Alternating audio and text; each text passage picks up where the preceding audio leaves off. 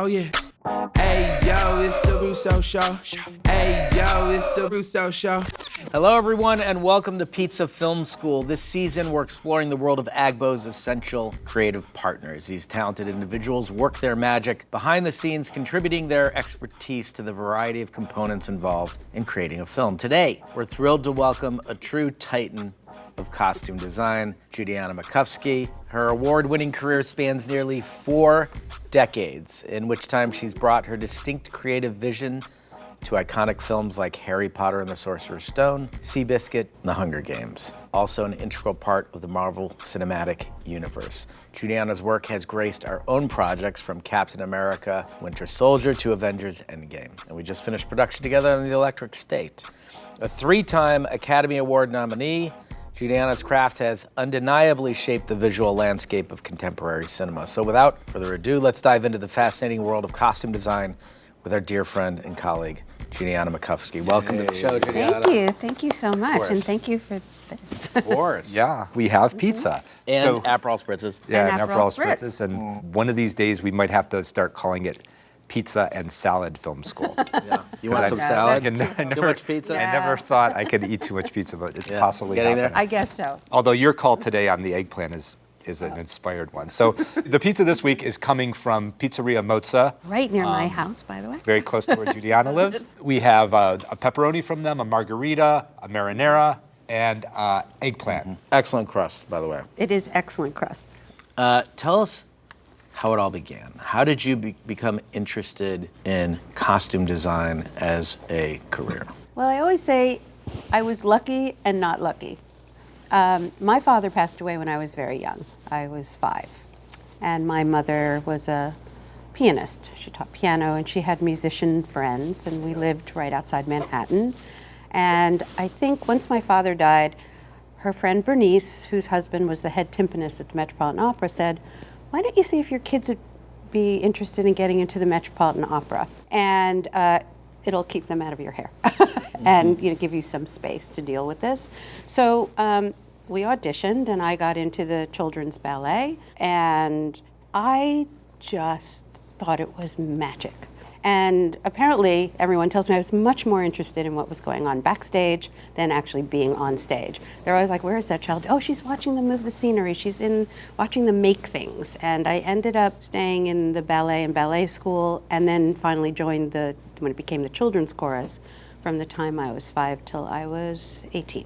Wow. My mother said that I always wanted to design the costumes. I just fell in love with it. Thought it was magic. You were in like fantasy land every day. Judianna, can you tell us about your first job in the film business? What was it? Well, I went to Yale Drama School for graduate school and To study design? to study costume design. Well, you had to do theater set costumes and lighting, which I think everybody should learn all of it. Yeah. And I went right to work for my professor, my teacher, who is like my second mother, Jane Greenwood, who has many, not Oscars, she has many Tony nominations and awards and worked in film. And I think the first time I was a PA on Arthur 2 for a minute, like on my weekends from school. And then I went right to work for her. PA in the costume department on Arthur? Yeah, Arthur 2. Yeah. So I got to go shopping for Liza Minnelli. That's pretty fun. Yeah, but I think that was my very first time on a movie set, and it was very brief. Can you describe in a couple of sentences what you think the role of a costume designer is? A costume designer is a collaborator. We collaborate with everyone. We are a team with the directors, the production designer, the camera. I see film more like theater, where we all do it together. It's not just one. We help the director realize their vision. That's what we're there for. Yeah, I mean, the way you're describing it is it seems to be a theme as we talk to our collaborators. It's like Joe and I have always said this, like we want to work with fellow filmmakers. And it's the way you approach the job is thinking like a filmmaker, thinking like a storyteller, and thinking about the film in a holistic way. I started in film with Milena Canonero, who is very famous, Kubrick's designer. And I learned from her that you're not just there to do a frock. You are there to put input into everything and really work, even talk about script often. Right. And I learned my very first real job as an assistant designer was on The Cotton Club with Francis Coppola. And I was included in everything. When she wasn't there, I was with Francis. I was sitting next to Francis on the set. So I got spoiled right away, by that. That's what your role is. And it's more, I think coming from theater, you sort of expect that. Movie stars tend to have strong opinions about their costumes, right? Traditionally, either for character reasons or comfort reasons. Talk a little bit about that relationship between you and stars. Well, again, I think it's a collaboration. It's, I always say to young students, it's not about me. I'm not the one in front of the camera. An actor won't give their best performance if they're not comfortable, and they will take it out on everybody. So I think it's our job to find that thing that works for everyone. I've learned you can lead people, like they think they don't want something, and then you can show them what doesn't work, and then they'll suddenly go, oh, let me try that. I've had that experience, and they go, oh, okay, I get it. And they go, I love this. But, we're a little bit psychiatrist when we're in a fitting, Speaking of comfort, right? Yes. Let's transition to the Marvel films real quick. Nothing is comfortable. Nothing's comfortable in the Marvel films. Let's talk about Captain America Winter Soldier. That was the first project that we worked on together. It was. Was that your first Marvel film? Well, I actually did X-Men 3. Right. Oh, that's right. Do you remember when we met? I do. Yeah? We had a meeting, and it was both of you and Kevin. Yeah. And I remember very well that you told me who the characters were, and you mentioned Falcon, and I held up a picture from the comic, and you went, oh, we're not doing that. I went, oh, good, and threw it over my shoulder. That I remember. Yeah, because I was like, okay, I can be in this meeting, because if I have to do that, I'm scared. Some of the costumes translate really well from the comics, some do not. That's true. Also, Winter Soldier was a big departure from the previous film. Anthony and I were making a big tonal shift. So we wanted a more grounded approach, as grounded as you can be when people are running around in costumes. The idea was to put Cap in sort of more of a Kevlar kind of outfit, something that was functional, that Real world tactical. Yes, that was one of the that first things you said to me. you would wear to prevent bullets from Exactly. piercing your skin, especially someone who's in high jeopardy situations like Cap. And everything sort of stemmed from there. But I remember there was an intense amount of thought and energy put into that outfit. Will you talk a little bit about that? One of the things you said to me resonated, that we wanted to look like if Cap walked outside in Washington, D.C. at the time, no one would really pay attention, that it wasn't so outrageous that he was just in some sort of a uniform. I remember thinking, okay, that's great, but creating, there's parameters for movement, functionality. How do we do that? And not have it look like a stretch costume and have it look like a functioning piece of fabric. So we created, and it took me a while, it's basically just a stretch cotton that is then printed with a texture that is so tiny that it looks like a woven Kevlar. Right. And it took forever to get that, by the way, because it ended up being so simple and everybody was going to get very complicated, with the print. And I'm like, it doesn't look like fabric, it just looks like ink design. There's two different things.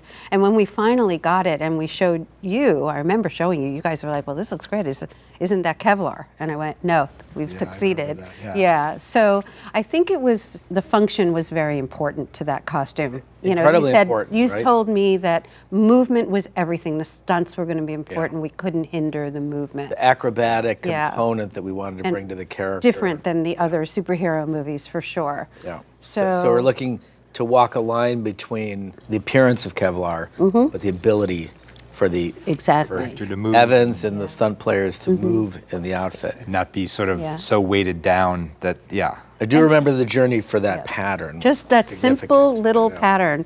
And when you see it, we call it the seed pattern. Yeah. All it is little tiny lines. That's it. it looks amazing on camera. Yes. Talk about, So successful, I keep using it, by the way. good, it's Cap good. wore it all the way through. Yeah. We never changed it. talk about Bucky amazing. Barnes. Let's talk about the Winter Soldier a little bit. That costume. Do you remember Bucky was exciting. conversation around I do. Again, it had to look sort of real. Yep. But how do you translate, that character from the comic into like real world clothes? And I remember working with Ryan Meinerding, who did a fabulous bunch of sketches, and we picked the one that we thought we could translate. I do remember we had trouble making it because we had so many clothes in the shop that the person I hired didn't really get it. It was always looking dressmakery and not tough, and and finally I pulled aside, we've had Dale Wibbin working with us on almost every movie, and Marilyn Matson at Marvel, my cutters at the time, and they looked at me and said, we've had a conversation.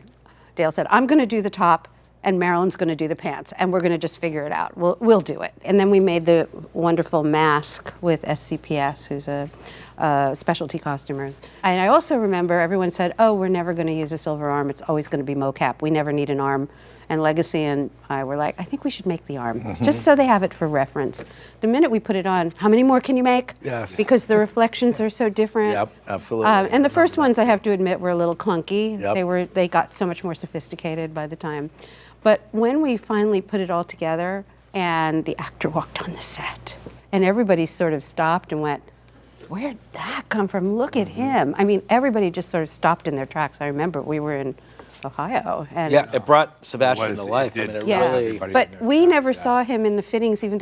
He's very, in the fitting, he just stands there and let us do his job. He doesn't even, he's not kind in of character, zones yeah. out. No. It was a surprise to me when See he him walked walk on the set. In that character, in that suit. Yeah. But I will say that the sketches that Ryan did and that we worked with were pretty great. Sometimes translating it into modern clothes doesn't work so well, and we have to help them. But I have to say on that one, it was so successful. One of my favorite costumes.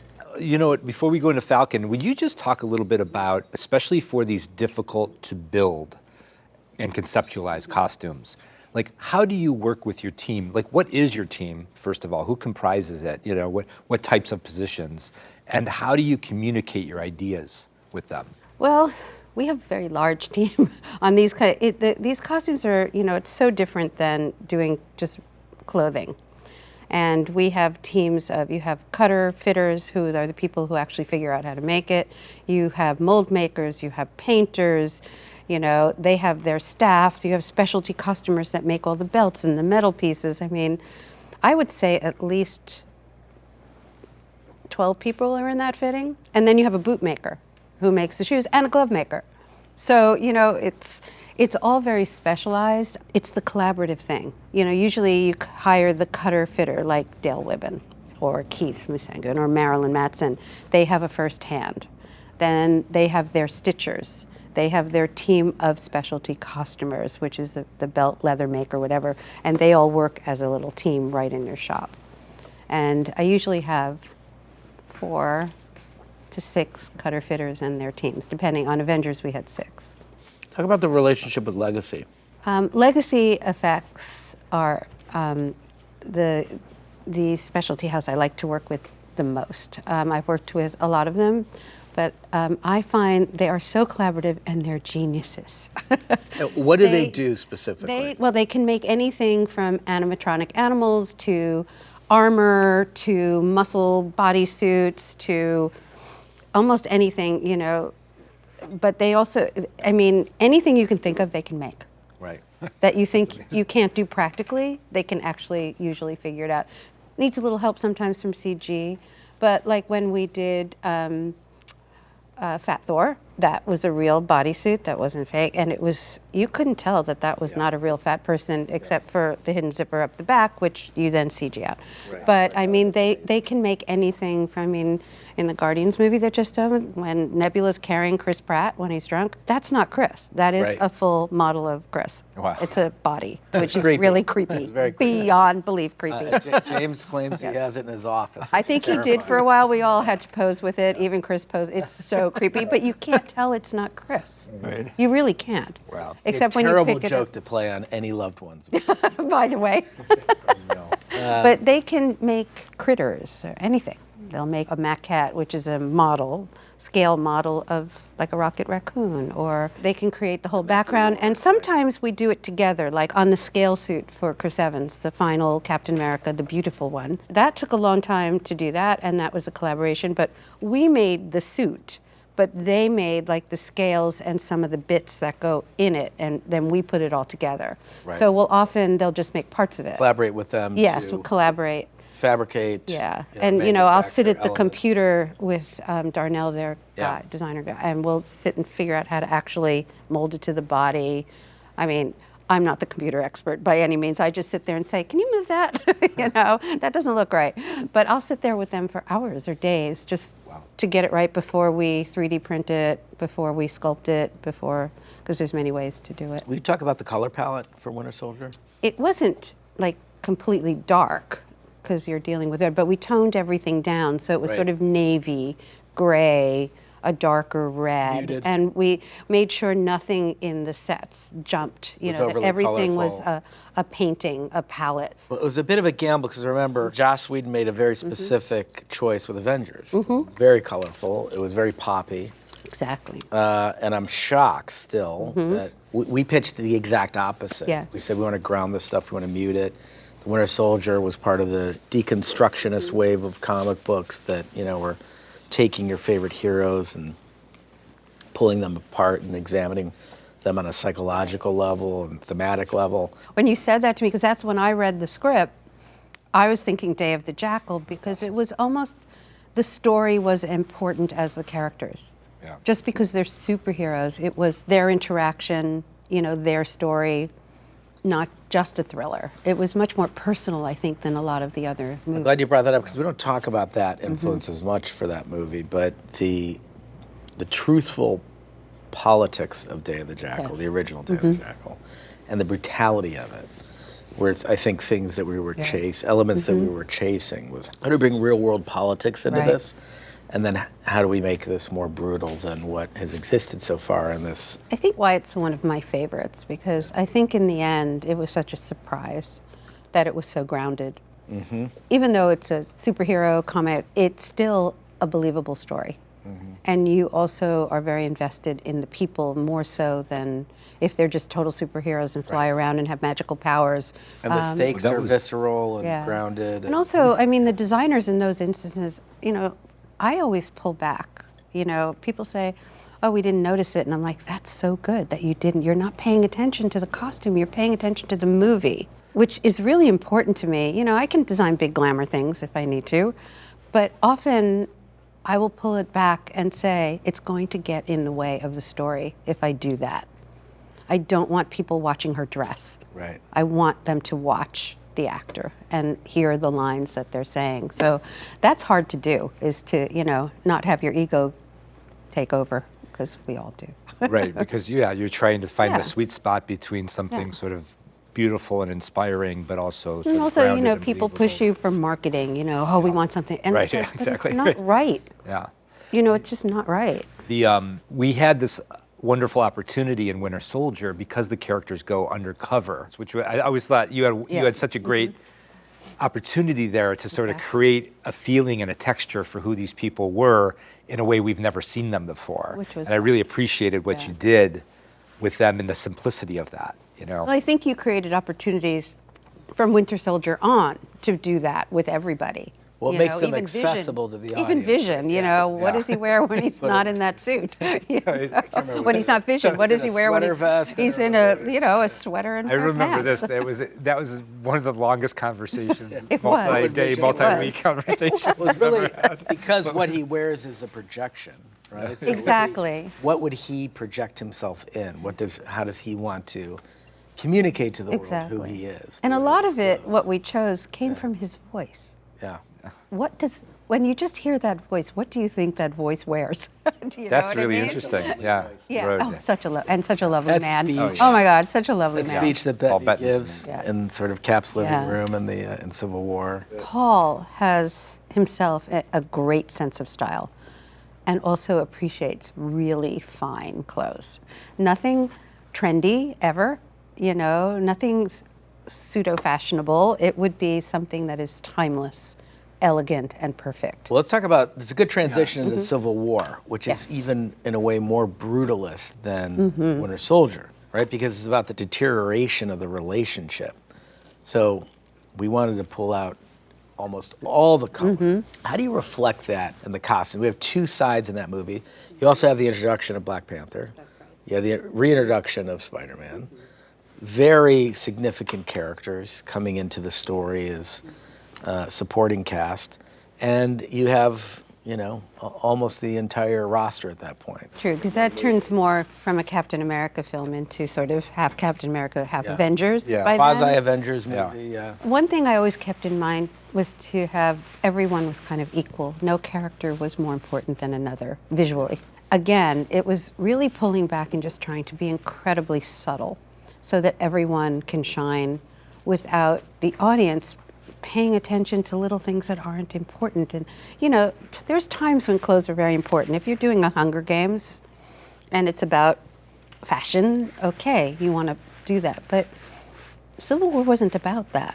And then find little quirks in each character. Like Mark Ruffalo, his suits were never constructed. His jackets were always super soft with no shoulder pads because that's who he is. You know, he's that kind of guy. And just finding the little things in the cut of the clothes that work for each character. I have to say, through the years, we've had a number of actors comment to us about your costumes were like uniquely comfortable in a way they had never experienced before. And it was like a revelation for them that they could actually function. I had an actress, who once said, I'll wear anything, but if my feet hurt, I can't concentrate. I just need comfortable shoes. They don't have to be fashionable, and she's a very fashionable person. I can't concentrate if my feet hurt. We know from wearing clothes, if you're in something you're not comfortable in, you're not doing your best work. Well, and it's also worrying about it. The pragmatic part of it is how often you actually see those, right? So, right, if they're seen in a wide shot, that's probably it, right? Well, I've also learned, don't worry about the shoes so much. Right. You know, unless it's a scene about feet. You know, there are certain characters and things that the shoes actually sort of tell their story, who that person is. But in a lot of these movies, you're right. We're going to see the wide shot, and then it's going to be cut to them and the story. Also, the good thing in these movies, I don't love a lot of jewelry and accessories. I find it gets in the way. Right. It also, the actors don't want it because it moves around. You know, if it's a character where it's a character piece, Guardians of the Galaxy, Pratt wears a necklace and it's important. But, you know, the girls, they didn't want earrings, they didn't want anything, you know? And it was distracting when I would put it on in the fitting. You have to have like an immediate reaction to that person. And when you have all these little things all over it, suddenly you're not having that one quick, important vision. I think maybe the tone of Winter Soldier kind of helped that along a little bit in the sense that, you know, we were looking for characters who were believably ready for physical engagement at any moment, right? And that would sort of adorn themselves in a way where an earring wasn't going to make them vulnerable or something. Exactly. In that situation. And exactly. I mean, we had one necklace the whole time that Natasha wore, that little arrow. But it was so tiny, you could barely even tell it was there most of the time. Yeah. But the other thing, I work, as you know, very carefully with hair and makeup to make sure that that's, absolutely, you know, you're not just doing a frock and a hairdo. You're doing a person from head to foot. So it all has to work together. We use this phrase a lot, the cave painting, right? We say, what is the cave painting? How are you trying to communicate to the audience the essence of who this character is? Like you said, from head to toe. They walk on camera. How does my brain go, now I have a sense of who they are? Or we're disguising who they are, and then we're going to reveal later. So this costume is so invaluable that the entire look of the character is invaluable to storytelling. I mean, I think a perfect example of that is Chris Evans. Having him as Captain America for 10 years, and then we do the Gray Man. Right. And again, he wears extremely simple clothes, but it's so opposite of who he is in life and who he was in Captain America, but just having the haircut and the mustache and those polo shirts and tight pants. I mean, I think the concept was... He wore things he said he'd never, ever put on when we did really? Captain America, because it was so wrong for him. But well, the mustache, everything was like, this guy... Tightest trousers. This guy likes to hang out on the French Riviera. Right? No like socks. He's that guy. He thinks he's... but again, it's simple. You know, it's a simple shirt, a simple pair of elegant likes to show pants. off his physique. Absolutely. It's archetypal in a way. It tells you fairly quickly. But I think that's a perfect example of what you were just saying, how the clothes and the hair and makeup totally transform. Well, let's talk about Gosling. Let's talk about the Gray Man. Yeah, let's talk about the Gray, because it's, again, these are real world costumes now, as opposed to sort of fantasy world costumes, which is a totally different thing. approach. But within the world of the Gray Man, you were able, through each of these characters, to create such a specific identity. And also, one of the fun things about Ryan Gosling in that movie was this idea that he was sort of moving through a situation where he was having to improvise what clothes he was wearing, because he was on the run, he was trying to hide, he was trying to change. So there's a lot of costumes. found items, things that were accessible to him. Yeah. But also, again, not being noticed, because he's the gray man. Yeah. You can't, except for, I will say Ryan was incredibly collaborative. He had ideas, he had good ideas. He actually found the tracksuit. Of course, we had to remake it, make our own version of it. Yeah. But he had a lot of really great ideas, who he was. And he was also someone that I could really work with. And he would say, no, I don't think I should wear that. I don't. And then finally say, where's that blue dark shirt you had? Can I try that today? Oh. You know, so he would like discover as we went through. It was a really good collaboration. He had a pair of boots that he was very keen on. He had boots, he had, you know, particular pair of pants, like even at the end. Yeah. But also, I find it more difficult when you have a film that hardly no one ever changes clothes. They only have 4 outfits. That's right. It's much harder because those 1 or 2 outfits better be perfect. Right. Compressed time And frame films. Yeah. Yes, where Yeah. you're, you know, it only takes place over A week or a few hours, or those are the harder ones. I mean, even Anna was quite brave. You know, I remember talking to her about the opening, and I said, look, we don't want a Bond film. The opening in the bar. The girl in the sexy dress with no back. We've seen that. How about a suit with a tie, like a fabulous suit? And you're in this party situation, and even Ryan, it's like, well, everybody's in bright colors. Why wouldn't I be in a bright color to fit in? If I'm the only one in a dark color, I'm going to stand out. Right. So that's how the red suit came about. He said, I think I should wear red. And at first we were all kind of like, and then we're like, oh, but everybody's in color. He will just fit in. This brings up a really interesting point, because I've always admired your attention to detail with the totality of the set, extras, what they, you know, how to, you know, if the goal is Ryan blends in within this party situation, well, what is the party situation? Exactly. What is everybody else wearing? How does that fit? And your sort of attention to detail with hair and making sure the whole aesthetic of the scene is. Well, it's a painting. You know, the movie screen is a frame. So you're doing a painting. That's why I work so closely. I mean, you've always had wonderful production designers, and we all talk and send each other. I'll say, what color sofa are they sitting on? Just so, you know.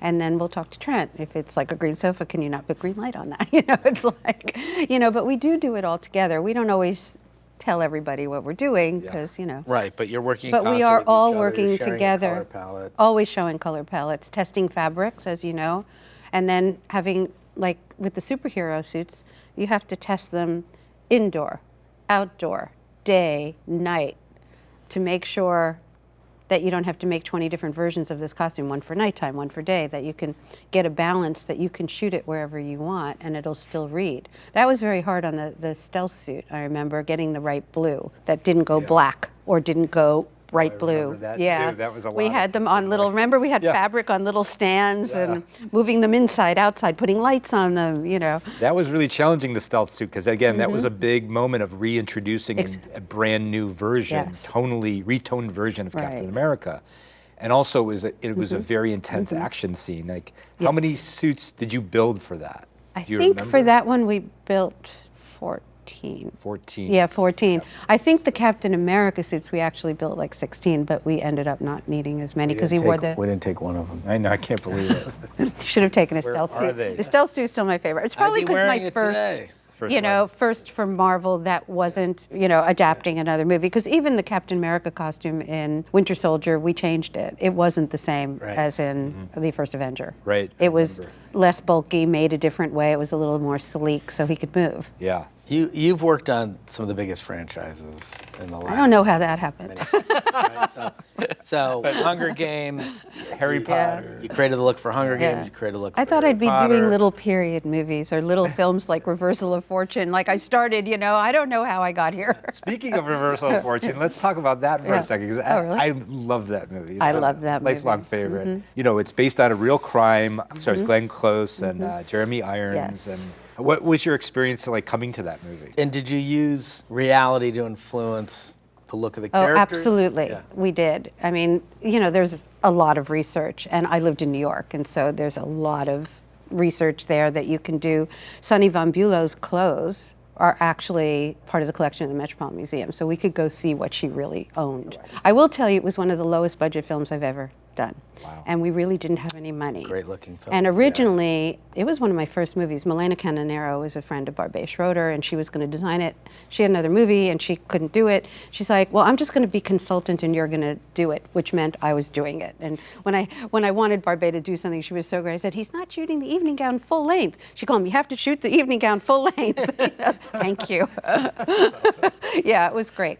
But we did have a lot of, sources that we could, but then trying to recreate it with not a lot of money was extremely hard. So all the money was spent on Jeremy and Glenn. And we made all of Glenn's evening gowns. And we made all of Jeremy's. Well, some of it was Huntsman from New York, but we also had a tailor in New York, and it was all made for him, which, that took all the money. But at the time, it was before people discovered vintage clothing. There were on Madison Avenue what I always called the rich ladies' thrift stores, where they'd get rid of all their clothes, and you could buy this stuff for like $20. Wow. There's Christine Baranski is wearing, I think it's a Fendi fur sweater that is ridiculously funny. Almost all her clothes came from these rich ladies' thrift stores, and it's got this fur crisscross. It's just ridiculous, and I think we got it for $100. Just making fun of Upper East Side. But real, I mean, that's what they wore. I mean, I grew up in New York. Yeah. That's what they wore, and it was a little easier on that film.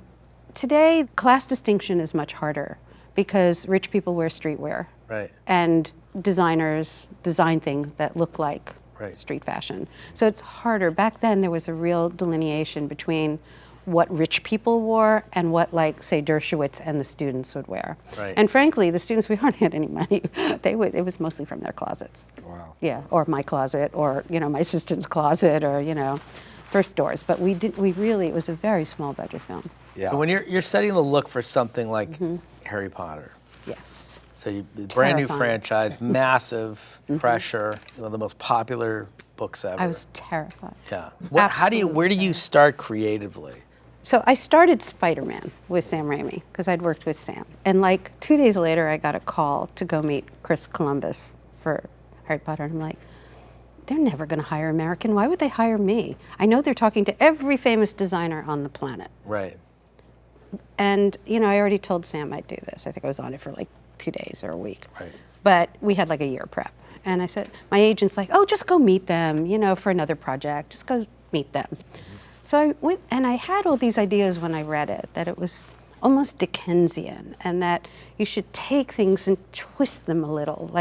It's not a real witch's cap. When you see those drawings in early Dickens, the original illustrations, the hats always have a little crook in them, or there's some little lived in, but also very, quirky and 19th century. And how do you put that with, contemporary? And I don't know, I thought I wasn't having the job. I think the whole time I sat there saying how they should hire Anthony Powell, who's my, one of my heroes. And I walked out of there, my agent calls me, he says, they want you to do the movie. And that's oh. So I had to go to Sam, which was terrible. But he understood. Americans don't get to do that kind of movie. Right. Yeah. It's a big choice between Spider-Man and that. Well, also because I had a great relationship with Sam. I had done 2 movies with him before that and love him. But I will tell you, the hardest thing to design was the wizard gowns without looking stupid. And what are they? And I remember I had a very short prep. I think I only had 3-month prep. Oh my God. And luckily, not everything worked at once. It was, balanced out. But getting those, I remember going to Duncan Henderson, who was the producer, and they weren't liking anything yet. And we made 11 prototypes, and we weren't there yet. And I said, do they want to replace me? Because, you're getting down to the wire and they don't like it. They said, they just don't know what they want. It has nothing to do with you. The next prototype, they all loved it. And part of the thing was nobody wanted uniforms. I was the only one who wanted uniforms. Oh, really? Yeah. Nobody, even in the book, they wore regular clothes if you look at the covers. And I just said, first of all, just physically, it's going to be impossible to control. You get new kids all the time. You don't know who you're dressing because of the English children laws. But again, from the cave painting standpoint of it. Yeah. it's the houses are incredibly Yeah. important, and a distinction between the types of characters who inhabit those Exactly. houses is super important as well. And when you're working on movies of that scale, clarity is so Yes. important. That's why Anthony and I frame a very specific way. That's why we make a lot of choices about Yes. clarity so that it's more accessible to a wider audience. They can process the vast amount of information coming at them very cleanly. Very clearly. And that was part of having the uniforms. It turned it into something a little more elegant. And I remember we made the Harry Potter costume that was on the cover. He had the rugby shirt and the jeans Right. and a wizard gown over it, and everyone, great. I said, you know, I made this uniform. Do you mind if I just put the kids in this? The minute they walked out, they went, Everyone's like, oh, that's it. Now, it worked later when Alfonso did it to change them when they got older. They're teenagers, they have angst. Then it works when you change it. But I think for the younger, the first one, it needed to have a world that people didn't recognize. Yeah. Even Privet Drive or any, it needs to be not real, even though it's real. Now, Yeah, that's a great point. Hunger Games, the costumes are character, right? They're a This is character. this is a story about class, right? Critical part of the theme of the movie. Talk a little bit about, you know, how you thought through how costumes would reflect class and how. Almost like an extension of Reversal of Fortune in Right. a way. A little bit, fantasy yeah. realm. I mean, of course, you know, when you read the book, it's much more outrageous than what we did. In the book, their skin are painted pink and they're more alien almost. And I thought, if the people were that outrageous, you would never relate to any of them. In District 12, we all knew that that was going to be gray and blue, middle American minor towns or like Pittsburgh, whatever, and have a feeling that's anywhere from the 30s to the 80s. That way you had somewhere to go when you got to the fashion stuff. But it's like her red flame dress. Yeah, it could have been a lot more like high fashion couture. You wouldn't see her. You'd be Right. looking at the dress. It's not that she transforms, it's the dress transforms her. I don't think that's the right approach. And I always use this is a silly analogy, but Natalie Wood in Gypsy. When she finally becomes Gypsy and she goes out there for the first time and turns into a beautiful woman, she's not wearing a sparkly, ridiculous gown, you know. She's wearing a very simple blue satin column evening gown. She's beautiful. It's not the dress that's making her beautiful. And I know a lot of people don't agree with that because in the book it's this big, ginormous fashion moment. And I just thought for Gary's movie that was so personal, that would be a mistake.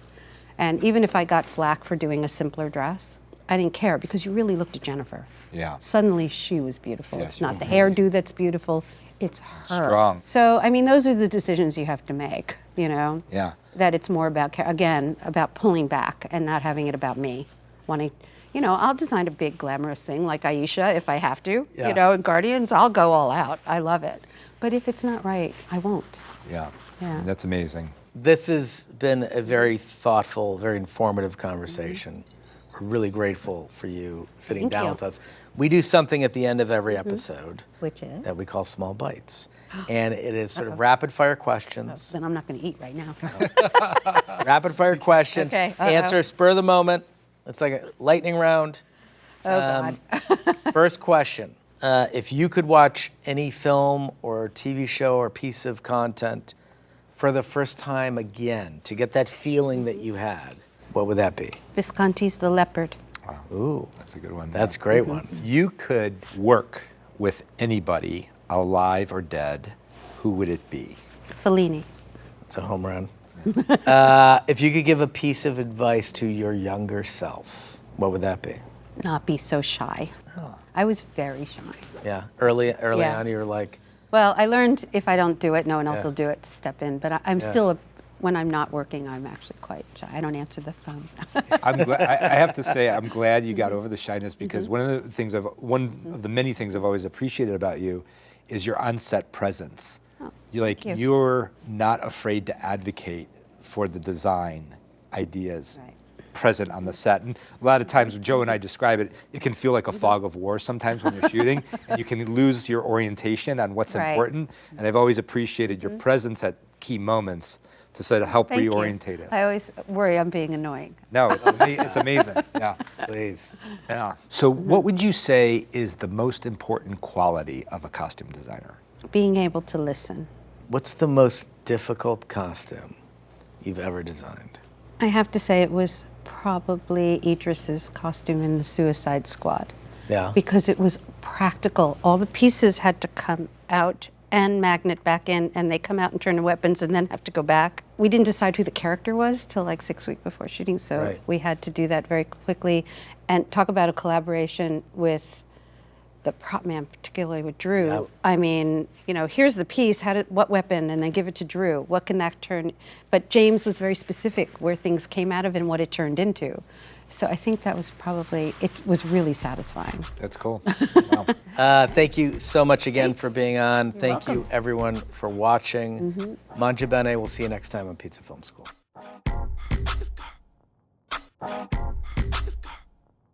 Oh, wow, yeah, man, it's Pizza Film School. About to learn about the movies, man. Whoa, it's real cool.